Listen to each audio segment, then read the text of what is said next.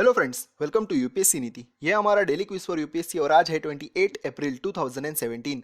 तो हमारे आज के क्वेश्चन देखने से पहले देख लेते हैं हमारे आज के टॉपिक। देखिए, फर्स्ट क्वेश्चन है is on NAFED.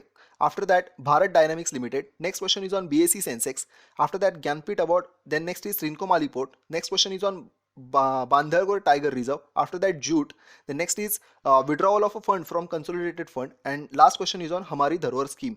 Alright friends, तो सबसे पहले हमारे कल के प्रैक्टिस क्वेश्चन के आंसर देख लेते हैं। हमने पहला क्वेश्चन पूछा था क्रेडिट कंट्रोल करने के लिए आरबीआई को इनमें से क्या करना चाहिए।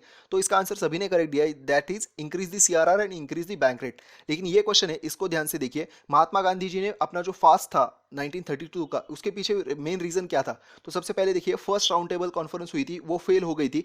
उसके बाद गांधी आयरविन जो करार था, एग्रीमेंट, वो हो गया था। इसके बाद Gandhi ji second round table conference के लिए गए थे, second round table conference fail हो गई थी। उसके बाद रैमसे मैकडोनल्ड जो है, इन्होंने कम्युनल अवार्ड डिक्लेयर कर दिया था। इसी दौरान गांधी जी को, मतलब सेकंड राउंड टेबल के बाद गांधी जी को फिर से अरेस्ट हो गई थी। यहाँ पे इस वजह से गांधी जी ने इस कम्युनल अवार्ड की वजह से अनशन स्टार्ट कर दिया था। और ये अनशन के बाद अंबेडकर सर और महात्मा गांधी सर, इन दोनों के बीच में पूना पैक्ट हुआ था। ठीक है, तो इसका जो आंसर है कि इसका रीजन क्या है, ये हमें ये रीजन पूछा गया था। तो रीजन जो है, ये रैमसे मैकडोनल्ड जो है, इन्होंने कम्युनल अवार्ड डिक्लेयर कर दिया था, इस वजह से ये गांधी जी का फास्ट हुआ था। सो देखते हैं हमारे आज के कौन से फ्रेंड्स ने इसका सही आंसर दिया है। देखिए, सुमित मिश्रा, रमन माथुर, सुमन सिद्धार्था, देन अमर निषाद, देवेंद्र सिंह, शेख अंजुम, गजानन बोरकर, अजीत कुमार, विमल जंगीत, देन विमल, यहाँ पे है Charanjit Singh, then Arun Lade. After that Ritu Rawal, Harjit Goyal, यहाँ पे है ये Mrityunjay. After that Ashray, Jay, Upendra, then Purushottam. I hope मैंने इस पेज के सभी नाम जो है वो कवर कर लिए। एक पेज जो होता है ना, उसमें बहुत ढेर सारे नाम होते हैं, सो कभी कभी मिस कर जाता हूँ। देन डॉक्टर विनीता, इन्होंने एक अच्छा आंसर दिया है। साथ ही साथ कुंदन कुमार, इन्होंने भी एक डिटेल आंसर दिया है। Next is Gaurav Singh, Akash, then Ramakrishna, then Govind Mishra, Sumit Sangwan. ये दोनों है, इनके भी आंसर काफ़ी अच्छे हैं, मतलब इन्होंने डिटेल जो हमारे सभी क्वेश्चन थे उनको कवर कर लिया है।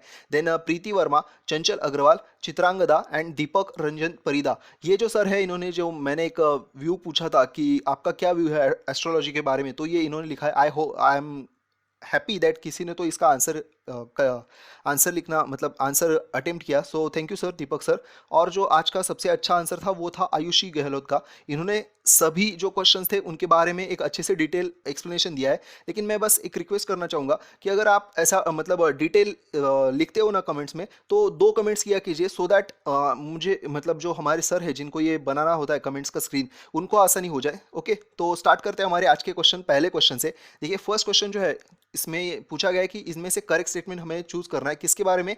National agriculture cooperative market federation of India, मतलब नाफेड के बारे में। ठीक है, नाफेड के बारे में हमें करेक्ट स्टेटमेंट बताना है। देखिए, फर्स्ट क्या है, NAFED is an apex organisation of marketing cooperatives for agriculture produce in India. मतलब ये किसके लिए एपेक्स बॉडी है, तो marketing cooperatives for agriculture products. ठीक है, next is it comes under the ministry of food processing and industry in India. मतलब ये नाफेड किसके तहत आता है, तो फूड प्रोसेसिंग इंडस्ट्री के तहत, मिनिस्ट्री के तहत। Next is NAFED established national spot exchange, a commodities exchange as a joint venture of a financial technology limited. मतलब ये नाफेड ने इसके साथ मिलकर ये नेशनल स्पॉट एक्सचेंज जो है वो बनाया था, ऐसा सी स्टेटमेंट है।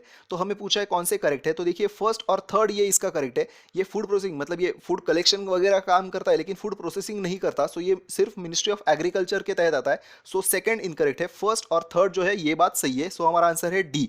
ऑलराइट, इसके बारे में एक छोटी सी न्यूज़ थी। क्या हुआ है कि महाराष्ट्र में किसानों की हालत जो है वो अभी मतलब खराब होती जा रही है। और महाराष्ट्र गवर्नमेंट ऐसा, आई थिंक महाराष्ट्र गवर्नमेंट ने ऐसा डिक्लेयर किया था कि जो तूर की दाल है उसके लिए जो प्रोक्योरमेंट पॉलिसी है वो कुछ दिनों के लिए एक्सटेंड की जाएगी। लेकिन अभी तक उसको एक्सटेंड नहीं किया गया है। जो कोई भी नाफेड के जो नाफेड जो है वो, उसके बहुत सारे जो ऑफिसेस है वो अभी तक बंद है। सो इसकी वजह से यहाँ पे कुछ मतलब इशू हो गया था। सो हमने इस पर क्वेश्चन बना दिया। देखिए, ये नाफेड जो है, ये हमने जैसे कि कहा एक अपेक्स ऑर्गेनाइजेशन है और वो काम क्या करती है, marketing cooperative for agriculture produce in India. And जो ये आता है मिनिस्ट्री ऑफ एग्रीकल्चर के तहत। ये बनाया गया था 1958 में to promote the trade of agriculture produce and forest resources. और इसका जो मेन काम क्या है, it is now one of the largest procurement as well as marketing agency of agriculture products. देखिए इसका मेन काम क्या, तो ये सबसे प्रोक्योरमेंट का काम करता है, जो कोई भी धान वगैरह है हमारे देश में इस साल बना हुआ, उसका प्रोक्योरमेंट का काम करता है, और साथ ही साथ इसके मार्केटिंग का भी काम नाफेड करता है। ठीक है, तो ये हो गया नाफेड के बारे में। अब देखते हैं हमारा next question, choose the correct incorrect statement about Bharat dynamics limited. तो इसके बारे में हमें इनकरेक्ट स्टेटमेंट बताने। देखिए फर्स्ट क्या है, Bharat dynamics limited is one of the India's manufacturer of ammunitions and missile system which was founded in 1970 in Hyderabad Telangana.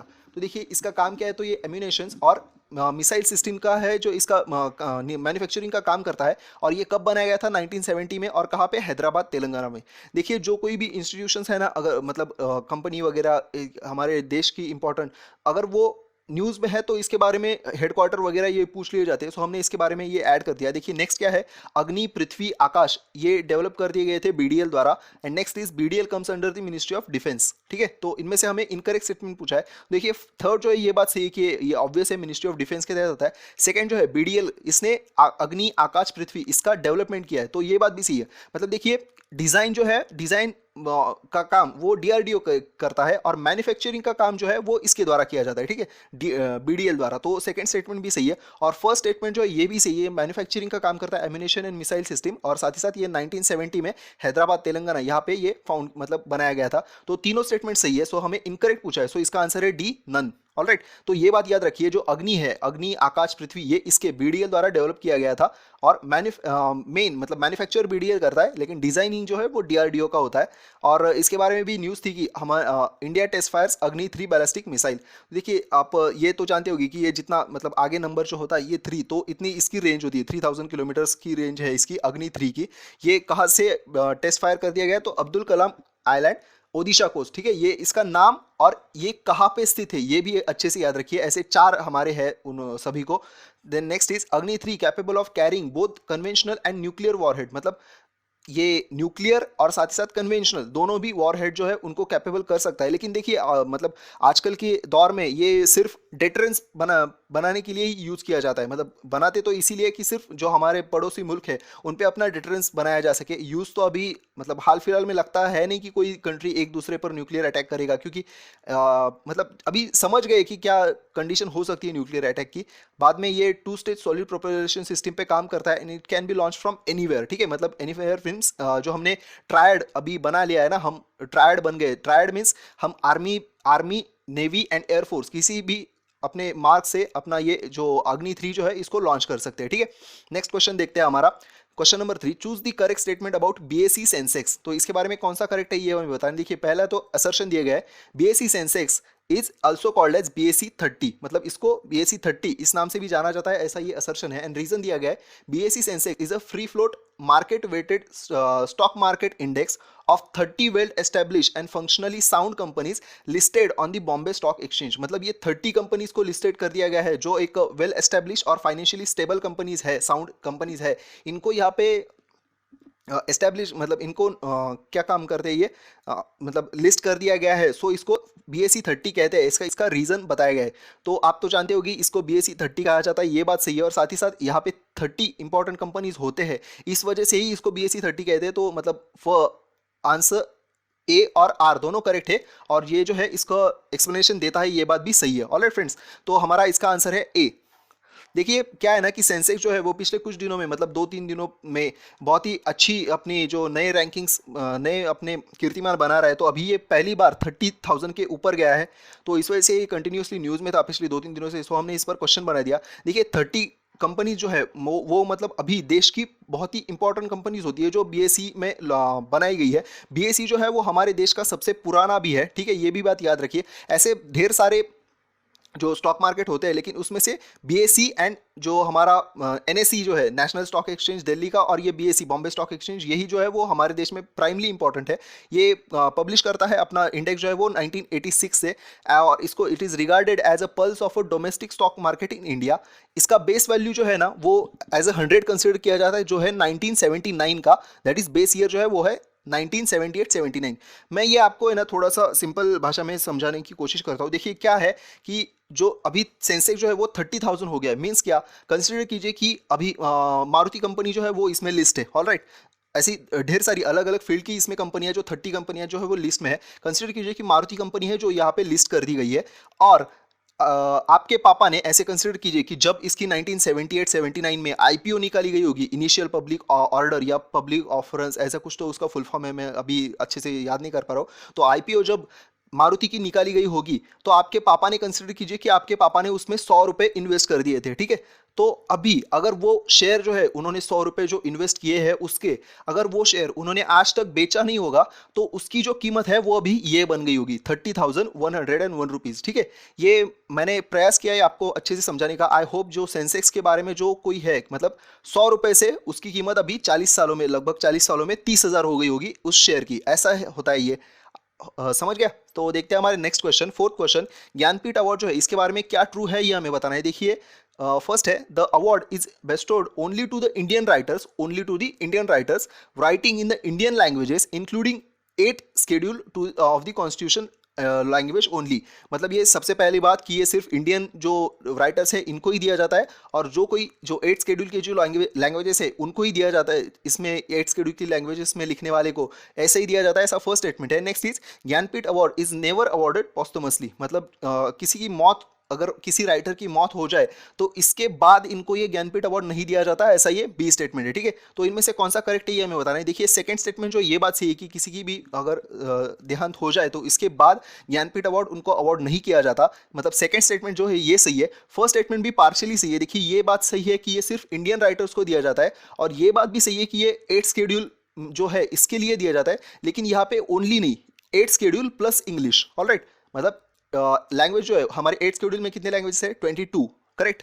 और 22 और यहाँ पे एक इंग्लिश, ऐसी 23 लैंग्वेजेस के लिए दिया जाता है। सो हमारा ओनली 2, ये बात सही है, 1 जो है वो इनकरेक्ट है। तो अभी पीआईबी में इसके बारे में न्यूज़ थी, प्रेसिडेंट ने हमारा 52nd ज्ञानपीठ अवार्ड जो है वो इनको दिया है, प्रोफेसर शंख शंख ऐसे, इनका कुछ अगर नाम मैं गलत ले रहा हूँ तो सॉरी, ये अभी तो अवार्ड ही है तो मैं गलत नाम नहीं ले सकता इनका, लेकिन सरनेम ले लेता हूँ, घोष। इन घोष सर को ये अवार्ड दिया गया है। देखिए, ये क्या है, Jnanpith award is a Indian literary award presented annually, alright, annually by the Bharatiya Jnanpith to the author of their outstanding contribution towards the literature. क्यों दिया जाता है, तो अच्छा कंट्रीब्यूशन देने के लिए हमारे लिटरेचर में। ये स्टार्ट कर दिया गया था 1961 में, लेकिन पहला अवार्ड दिया गया था 1964 या 65 में कुछ तो, ओके। और ये सिर्फ इंडियन राइटर्स को दिया जाता है, और जो कि हमने कहा 8 शेड्यूल में जो लैंग्वेजेस है उनको, और प्लस इंग्लिश को, और ये पोस्टमसली नहीं दिया जाता। इसमें अब तक जो है ना 57 राइटर्स को, अब यहाँ तक से अब तक 57 राइटर्स को ये अवार्ड दिया जा चुका है, जिसमें से 7 महिलाएं हैं, ठीक है। और इन 1976 बंगाली नोवेलिस्ट आशा पूर्णा देवी, इनको ये पहली महिला बनी थी जिनको ज्ञानपीठ अवार्ड मिला था। इनको किस लिए दिया गया था, तो प्रथमा प्रतिसूत्री, ऐसे कुछ तो इनके बुक का नाम था, द फर्स्ट प्रॉमिस, इस बुक के लिए इनको अवार्ड मिला था। तो देखिए, ये जो बात है ना, आप हमारे ऐसे में भी इसको यूज कर सकते हो कि आप तो जानते हैं ऐसे, मतलब महिलाओं के संदर्भ में हर साल एक ऐसे तो आता है, तो ऐसी जो बातें इनको आप यूज कर सकते हो कि हमारे यहाँ पे कैसे, मतलब एक असमानता है कि अवार्ड्स में भी देखिए 57 अवार्ड मिल चुके हैं, लेकिन सिर्फ 7 अवार्ड जो है वो महिलाओं को मिले। मतलब देखिए कितना डिफरेंस है, बहुत ही ज़्यादा, 10-11% जो अवार्ड्स है वही सिर्फ महिलाओं को मिले। तो इसको, ऐसी बातें जो इनको नोट कर लीजिए, और अगर ऐसे या फिर मेंस में भी आपको कहीं यूज कर सके तो यूज कर लीजिए।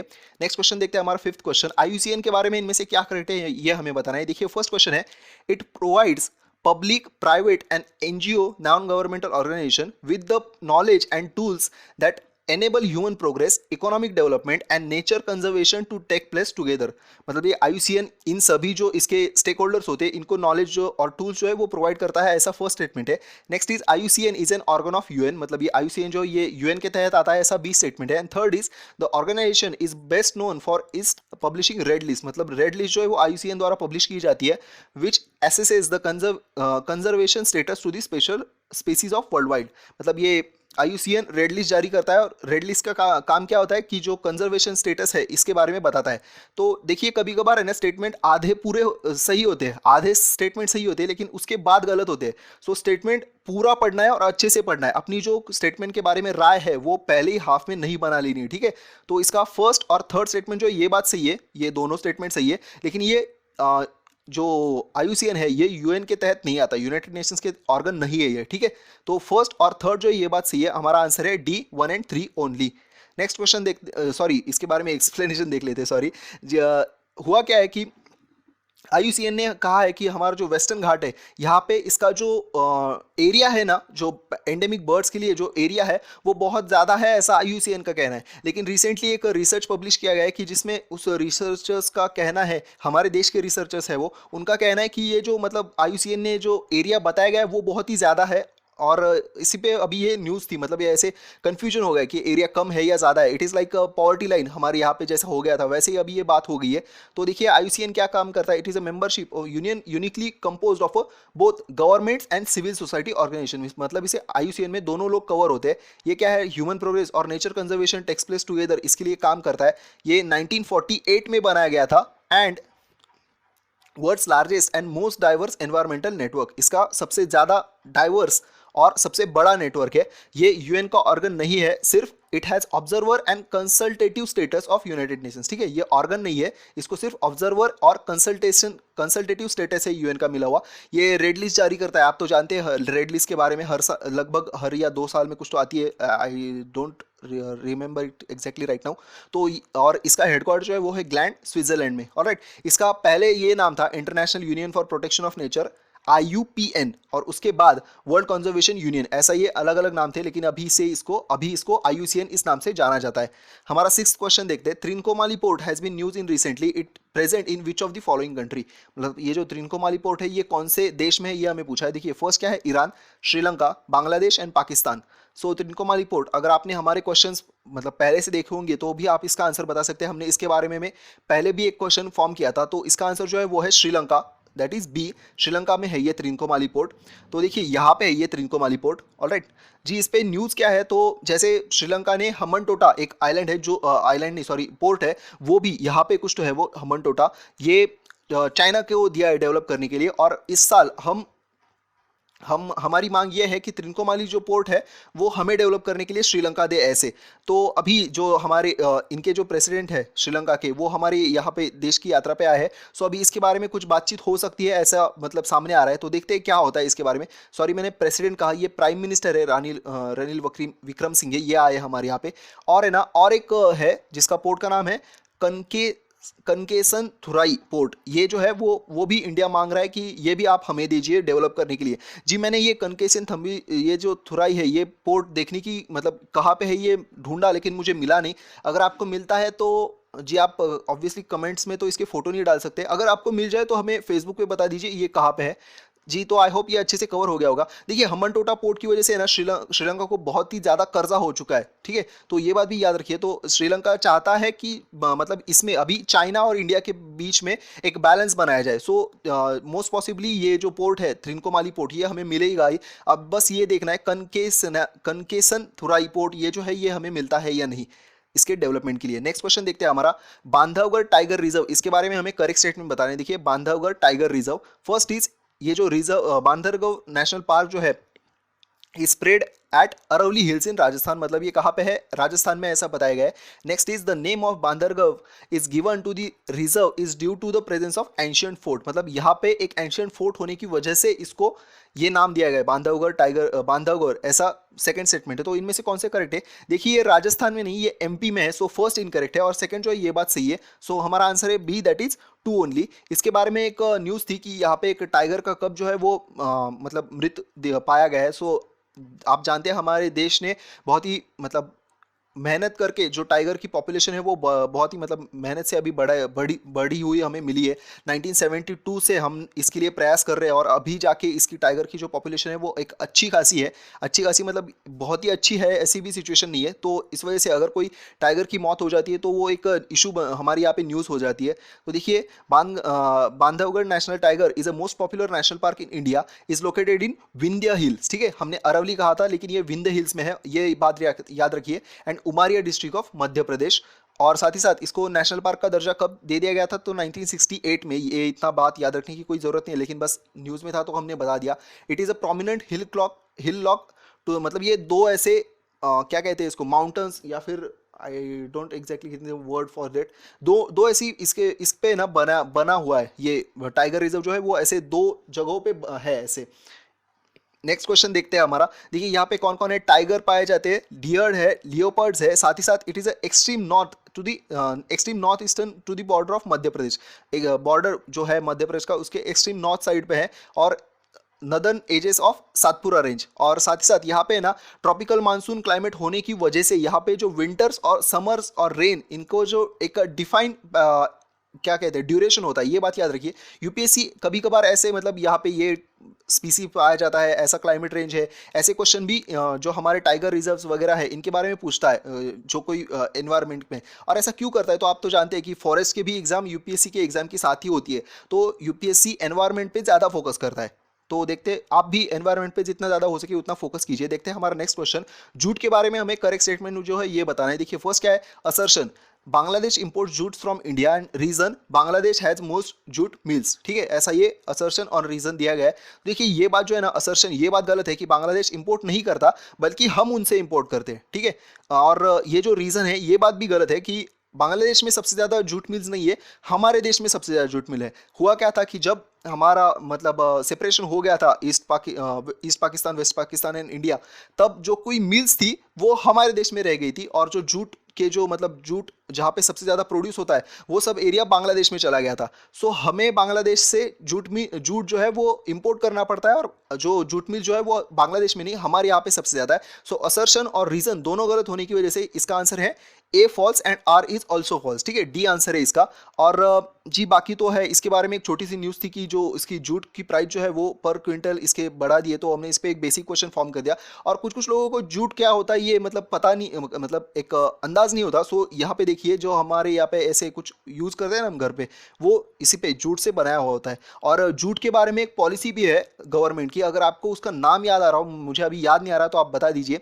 नेक्स्ट क्वेश्चन देखते हैं, हमारा 9th question. The authorisation for the withdrawal of fund from the consolidated fund of India must be come from, मतलब जो कंसोलिडेटेड फंड यूज करने के लिए जो परमिशन लगती है अथोराइजेशन, वो किससे मिलनी चाहिए, तो प्रेसिडेंट, पार्लियामेंट, प्राइम मिनिस्टर या फिर यूनियन फाइनेंस मिनिस्टर।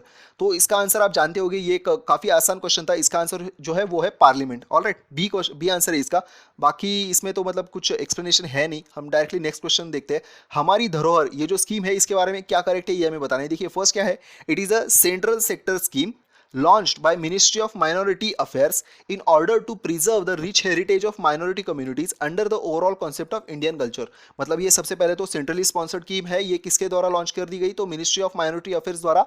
और इसका काम क्या है, तो प्रिजर्व करना जो रिच हेरिटेज है माइनॉरिटी कम्युनिटीज का। ठीक है, माइनॉरिटी कम्युनिटीज का रिच हेरिटेज जो है इसको प्रिजर्व करने के लिए ये हमारी धरोहर स्कीम स्टार्ट कर दी गई थी, ऐसा फर्स्ट स्टेटमेंट है। Next is the 5 minority communities notified under the national commission for minorities act 1992 are to be covered. मतलब इसके तहत जो ये माइनॉरिटी कम्युनिटीज बताया गया है, तो इसमें कितनी 5 माइनॉरिटीज कम्युनिटी जो है इनको कवर किया जाएगा। और ये कम्युनिटीज किस में बताई गई है, तो हमारे कॉन्स्टिट्यूशन में नहीं बताई गई, ये इस एक्ट में बताई गई है, ऐसा इसका सेकंड स्टेटमेंट है। ठीक है, तो इनमें से कौन सा करेक्ट है ये हमें बताना है। देखिए फर्स्ट स्टेटमेंट जो है ये बात सही है, ये सभी जो हमने अभी एक्सप्लेनेशन देते वक्त बताया, तो ये बात याद रखिए। लेकिन सेकंड स्टेटमेंट जो है ये बात गलत है जी, हमने इसमें जानबूझकर सिर्फ 5 और 6 ऐसा डिफरेंस रखा, क्योंकि ये जो है ना अभी माइनॉरिटी कम्युनिटी जो है वो 6 है। ठीक है, 1992 में जब ये एक्ट आया था तब यहाँ पे 5 ही कम्युनिटीज जो थी इनको माइनॉरिटी का स्टेटस था, लेकिन बाद में 1993 और 1994 के फाइनेंशियल ईयर के वक्त इसमें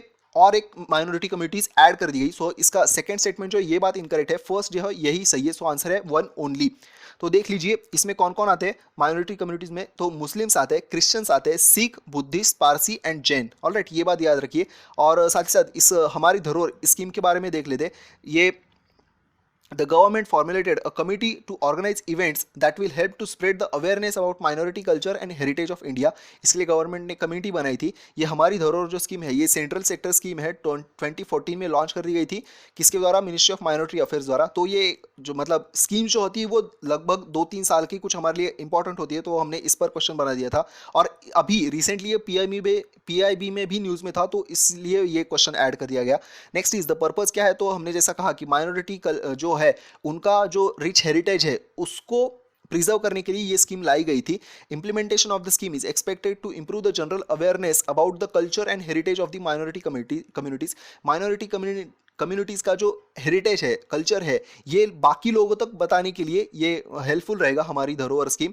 एंड ये तो हमने देख लिया इनमें से कौन कौन आते हैं। और साथ ही साथ 2 और स्कीम यही इसी वक्त बनाई गई थी, उनका नाम था पढ़ो प्रदेश और नई रोशनी, ठीक है, इसके बारे में भी याद रखिए। तो देखते हैं हमारे आज के प्रैक्टिस क्वेश्चन। देखिए फर्स्ट क्वेश्चन है, the election commissioner can be removed by. तो इलेक्शन कमिश्नर किसके वजह से, इनको कौन रिमूव कर सकता है? Prime minister, home minister, president या फिर parliament. And next is which of the following feature comes under the federal feature of the constitution. तो फेडरल फीचर कौन सा है कॉन्स्टिट्यूशन का? Emergency provision, dual polity, single constitution या फिर strong centre. इनमें से कौन सा फेडरल फीचर है, ये आप हमें बताइए। तो ये थे हमारे आज के सभी क्वेश्चन जी। हमें कमेंट्स में आज के सभी क्वेश्चन के आंसर दीजिए। आई होप हमने जो सभी लेक्चर था वो अच्छे से कवर कर लिया। मिलते हैं कल। Thank you so much and have a happy wonderful day ahead. Keep studying. All the best.